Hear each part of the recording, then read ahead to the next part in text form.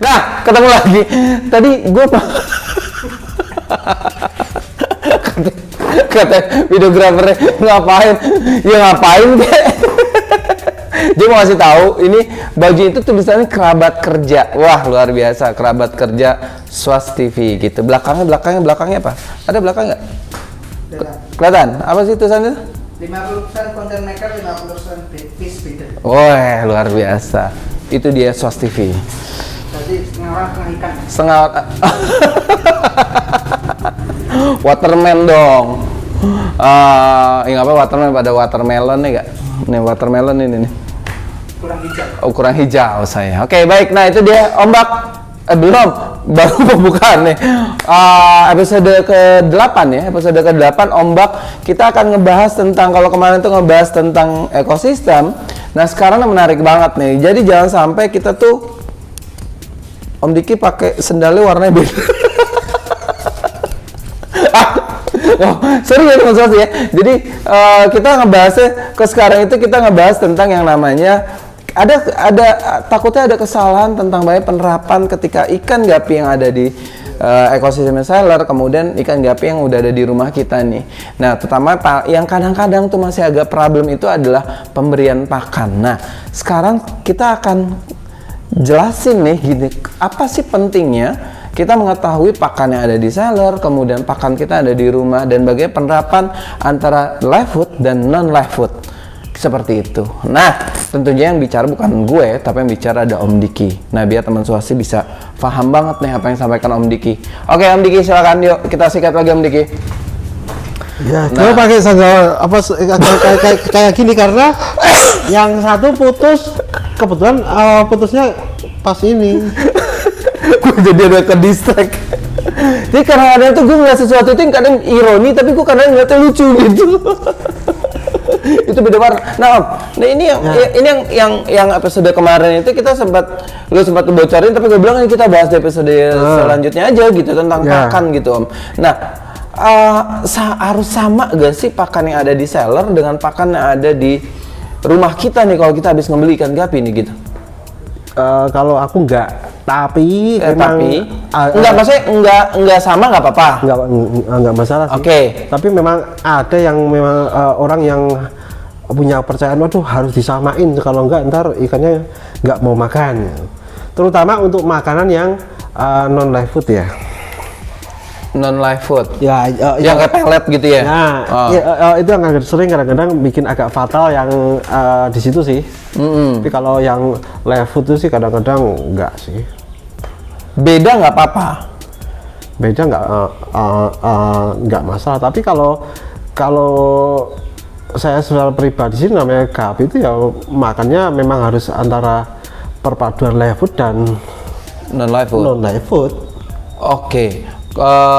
Kalau misalkan ya, kalau biasanya tentunya kalau seller itu beda banget treatmentnya dengan buyers yang misalkan kita bicara buyers itu orang yang naruh ikan gapi sebagai hiasan di rumah ya Om ya. Hiasan di rumah ya, bukannya breeders lagi yang mereka beli ya, tapi orang yang biasanya. Kalau orang seperti itu biasanya cari yang praktis ya pasti pakai pelet. Pasti pakai pelet. Pasti pakai pelet. Nah, agak ngaruh gak Om? Kalau itu pengaruh. Kalau pelet kadang-kadang memang dia sudah terbiasa di sellernya pakai pelet merek A gitu ya. Kadang-kadang kalau ikannya belum biasa dikasih merek B belum mau makan. Nah, bentar. Konteks A B-nya itu secara kualitas lebih bagus yang A atau cuma mereknya aja yang beda? Ya memang beda kualitas. Beda kualitas. Beda kualitas. Oke, beda kualitas. Tapi harusnya sih kalau setahu saya, pengalaman saya ya. Untuk yang ikan-ikan yang kayak misalnya breeder skala besar yang untuk dijual di toko ikan. Ya. Biasanya dia pasti pakai pelet murah karena dia mengejar cost production-nya kan. Cost production-nya murah. Ya, pasti murah. Itu biasanya kalau dikasih pelet yang agak bagus, ikan biasanya tetap mau makan. Oh oke. Nah kalau misalnya kita beli ikan gapi misalkan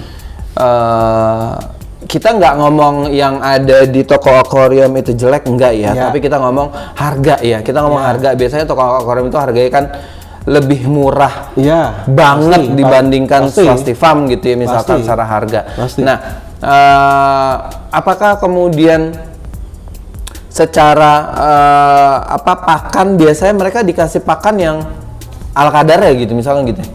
Ya bukan ala kadarnya. Ya. Ada merek tertentu memang dia murah gitu loh. Murah. Istilah dia produk curah yang murah. Jadi memang untuk menekan kos produksi ya dia mau nggak mau pakai itu.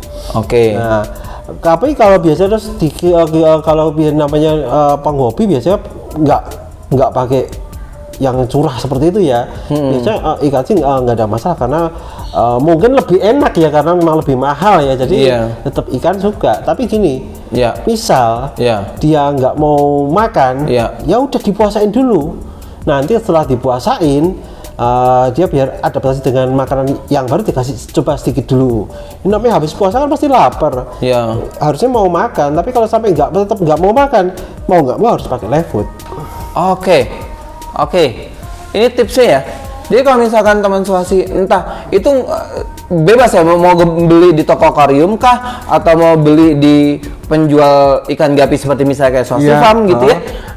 Kalau misalkan sampai rumah kemudian dia nggak mau makan, dipuasain aja dulu gitu.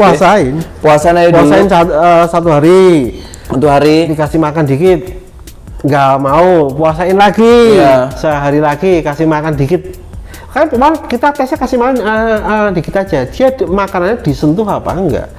Kalau dia sudah mulai menyentuh, mau mulai dikit makan ya berarti dia sudah mulai proses adaptasi.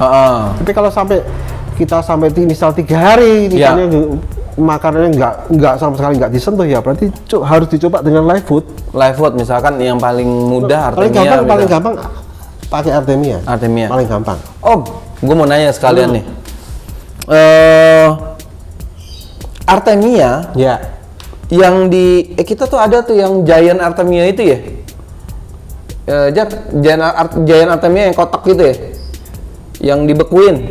Wah, saya belum pernah pakai itu. Dried Artemia. Nah, kalau itu hitungannya non live food. Karena nggak seger ya. Iya, kalau live food itu pasti harus hidup. Iya sih, karena benar kan live. Ya itu terjemahannya. Berarti itu terjemahannya sih memang gitu. Apakah kalau konteksnya seger atau nggak seger gitu kan? Berarti itu bukannya pakan yang seger gitu. Tapi itu lebih baik daripada pelet sih. Karena dia memang benar-benar masih murni dari live food yang cuma di dried kan. Beda kalau pelet kan memang udah proses segala macam bahan-bahan dijadiin satu. Oke. Jadi dried Artemia itu jadi itu masuk kepada non live food ya. Walaupun asalnya dari si Artemia gitu ya. Kenapa? Karena ada proses dry dan sebagainya gitu ya. Oke. Nah, Om, kalau misalkan kita tadi kita udah bahas ya. Nah, kalau misalkan kita ngebelinya sama seller bukan di toko akuarium gitu. Toko akuarium yang dia tuh rutin tuh setiap pagi dia kasih Artemia, kemudian siang dia kasih pelet, kemudian malam dia kasih Artemia lagi misalkan gitu ya. Nah, secara pertumbuhan kalau misalkan kita bagi dua kan buyers itu kan untuk hiasan di rumah atau dia sebagai breeders juga gitu ya. Nah, kalau misalkan di rumah itu kita rubah sama sekali kebiasaan ikan gapi mengkonsumsi pakannya itu itu berpengaruh terhadap pertumbuhannya atau enggak ya? Ya pasti pengaruh. Pasti pengaruh. Sebisa mungkin apa yang kita lakukan? Karena gini, kalau di tempatnya breeder, di tempatnya sellernya, kita kan nggak tahu dia sehari makan berapa kali. Tapi kalau gini, ikan kalau kita beli ikan itu biasanya ikan dalam posisi ikan sudah istilahnya udah hidup. Iyalah hidup sudah masuk menanjak ke dewasa kan. Kalau menanjak ke dewasa sih memang makan sih nggak perlu banyak sih ikan.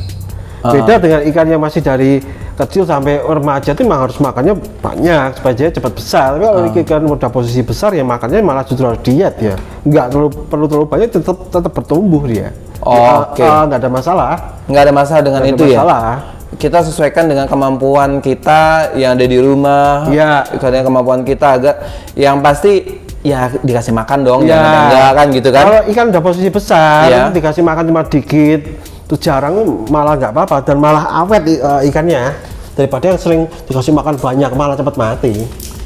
Oh, oke. Iya kayak kita juga ya. Iyalah kalau kebanyakan makan penyakit banyak lah. Oh, kita harus Sama. jaga makan kita ya. Iya. Oke, nah itu menarik banget ya teman swasti yang ada di rumah. Kalau memang ternyata memang pendekatan pemberian pakan di rumah pun sebagai buyers itu nggak sesederhana ya udah kasih aja apa yang ada gitu. Tapi memang tadi Om Diki bilang kalau misalkan dia datang nggak mau makan ya dipuasain aja dulu gitu. Iya. Kalau tetap nggak mau makan juga ya harus dikasih yang live food kan gitu kan. Dan hal seperti dan kalau misalkan udah gede gitu kita kan gemes nih, ih makasih makan kita Makan terus, malah cepet mati. kan demen tuh ngeliat ikan Iya. makan apalagi bocah di rumah gitu ya. Iya. Demen banget tuh gitu. Nah itu pun sebenarnya dihindari juga gitu. Hindari. Karena semakin banyak makan justru Ikan dewasa tuh sehari 2 kali saja cukup. Udah. Oke, selebihnya minum air itu ya. Iya, kembung dah. Ikan minum air gak sih? Oke, ya, ada lagi gak tentang pakan yang kira-kira untuk di rumah ataupun untuk breeders juga Tapi gitu? kalau memang untuk orang awam sih asal kasih dia sembarang pelet, asal udah dipuasain biasanya sih Gapi tetap mau makan sih. Kalau sampai nggak mau makan itu yang memang banyak jadi masalah. Tapi kalau biasa sih namanya kita orang biasa itu kan cari yang gampang kan ya. Pelet ya cari yang dicarinya gampang, jangan cari pelet yang merek-merek susah-susah kan memang susah dicarinya. Kalau di toko ikan kan pelet biasa kan. Iya. Ya kalau dites pakai itu aja, supaya yang penting kasih sedikit dulu. Kalau dia udah mulai makan berarti dia sudah mulai adaptasi bisa.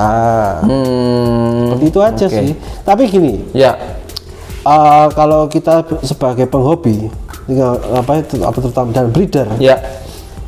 pelet itu menurut aku sih makanan yang terlalu paling banyak membuat air cepat kotor dan rusak dan kotoran ikannya banyak. Itu pelet. Iya. Yang paling minim itu Artemia. Jadi kalau teman-teman yang yang seorang breeder yang menggunakan tank system, itu peletnya pasti penggunaan pelet pasti minim banget. Dia akan pasti banyak menggunakan Artemia karena apa? Dengan Artemia itu minim kotoran. Oke. Dibandingkan dengan pelet. Wah, kalau pelet kotornya pasti banyak banget. Dan itu akan mempengaruhi kualitas air. Pasti. Iya, karena kalau live food itu kan ya pasti habis gitu ya. Ya bukan masalah habis dan nggak habis, hasil residunya itu loh. Hasil residunya gitu. Residunya kalau live food seperti Artemia itu minim banget. Tapi kalau pelet, waduh, kotornya banyak banget. Yang pelet itu yang non live food ya. Iya, Non live food pasti itu banyak banget. residunya jadi banyak dan Banyak kemudian arahnya adalah jadi kualitas airnya lama-lama menurun gitu ya. Iya, pasti. Oke. Jadi kalau teman-teman yang lihat kalau orang di luar di luar negeri rata-rata mereka pakai tank system, lihat mereka jarang pakai pelet. Ya karena itu alasannya itu. Karena kalau dengan pelet dipakai tank system yang pakai semi undergraver, wah kotorannya banyak banget ya, pasti cepat rusak airnya dan jamurnya pasti banyak, pasti berkembang dengan pesat. Makanya kalau orang-orang yang pakai tank system itu seminim mungkin pakai pelet makannya. Oke. Nah, itu juga harus jadi catatan juga teman swasti yang ada di rumah ya. Maksudnya penggunaan non live food pada akhirnya adalah residu-residu itu yang membuat akuarium jadi cepat kotor. Jadi kalau misalkan akuarium di rumah cepat kotor, ya pasti dikasih pelet gitu ya. Iya, dan makannya over pasti. Dikasih makannya over. Dan over pasti. Dikasih makan over, nggak sesuai dengan kebutuhannya dia gitu loh. Ya gini, kadang-kadang kalau ikan masih remaja memang dia makannya harus over. Dari kecil sampai remaja itu memang harus over karena dia dalam masa pertumbuhan kan. Iya. Supaya ikannya besar. Kalau dia waktu kecil sampai masa remaja makannya kurang, dia pasti akan pertumbuhannya nggak akan bisa bagus. Tapi kalau dia udah dewasa, besar, udah dia makan harus diet, harus sedikit. Oke. Seperti itu. Iya. Nah itu juga tuh banyak banget ya teman swasti yang ada di rumah yang sedang menyaksikan video ini tuh banyak banget yang harus diperhatikan. Yang tadi aku sampaikan nggak cuma sekedar milih aja gitu, nggak hanya sekedar masukin pakan, tapi memang harus ada pengetahuan di dalamnya gitu ya. Iya, penting banget. Jadi teman-teman yang terutama yang juga breeder juga kalian pakai breedingnya pakai model apa? Pakai tank system ya harus minim pelet. Otomatis kalau pakai filter segala macam filter itu makan harus minim pelet. Karena apa? Pakai pelet tuh kotorannya banyak. Makanya kalau saya secara pribadi ngepiara ikan polosan, nggak pakai filter, nggak pakai aerator. Jadi kalau mau makan pelet banyak ya udah peletnya kelihatan kotor banget, tinggal sedot. Tapi kalau kita pakai filter segala macam, peletnya kotorannya, residunya sembunyi di situ, kita nggak akan tahu bom amoniak atau apalah. Itu loh yang sering jadi masalah. Oh jadi kayak nyimpen bom waktu gitu ya, lama dia tuh ngendep tiba-tiba bom gitu. Iya, jadi kalau saya sih cenderung lebih pakai polosan tanpa filter, tanpa aerator. Malah yang saya gunakan adalah tanaman air, karena dia sebagai ekosistem dan dia menyerap amoniak. Oke. Nah itu dia banyak banget ya pakan aja nih untuk pakan itu berpengaruh sekali banyak banget dalam gitu ya. Kita piara gapi itu paling berpengaruh di pakan justru. Oke. Nah itu dia teman swasti, banyak banget udah kita bahas tentang bagaimana kemudian pengetahuan kita sebagai pembeli ikan gapi itu tentang pakan itu sendiri. Jadi ini manfaatnya juga nggak hanya sekedar untuk teman swasti yang miara ikan gapi naruh akuarium di tengah ruang keluarga, tapi ini juga bermanfaat banget untuk breeders juga gitu ya tentang penggunaan pakan live food dan non live food terkait dengan pembudidayaan yang ada di rumah. Gini, sering orang bilang, aduh kalau cuma pakai Artemia kok ikannya kok perasaan besarnya kurang lama. Itu berarti kurang banyak Artemianya. Oh gitu aja ya? Iya. Jadi kurang gitu aja? Kurang makan. Karena apa? Artemia memang harus banyak kalau mau ikannya gede. Oke. Masalahnya kalau pelet itu perasaan cuma pure gitu, tapi dia banyak. Jadi dia kalau dibandingin pelet, mungkin teman-teman sering merasa kalau pakai pelet perasaan ikan cepat gede. Itu berarti kalau pakai Artemia, kamu yang ngasih Artemia kurang banyak. Itu aja sih. Kurang banyak di masa pertumbuhannya ya. Betul. Jadi harus kasihnya secara volume juga harus lebih besar. Iya. Oke, itu dia ombak kali ini banyak banget kita bahas tadi itu. Jadi mungkin bisa jadi pembelajaran juga untuk teman swasti ada di rumah. Dan sekali lagi bahwa audio filenya jangan lupa bisa teman swasti dengerin di seluruh channel podcast di Indonesia. Udah lumayan banyak yang dengerin kita di podcast. Kalau dari data aku itu pas kita syuting sekarang nih, itu sekitar 1437. Detail banget dari data gue. Gini, aku pengen masukan dari teman-teman juga. Sebenarnya hal-hal apa yang teman-teman tuh pengen banget dibahas tuh? Ya boleh. Oke. Nah, yang ngedengerin sampai dengan detik ini tadi, tulis kolom komentar mau dibahas apa ya. Nanti kita akan bahas di Ombak. Om Diki is back. Itu dia. Aku Dodi Sofiadi, Diki Chandra, Om Diki, Research and Development Director dari Swasti Farm. Sampai ketemu di Ombak episode berikutnya. Ceplong.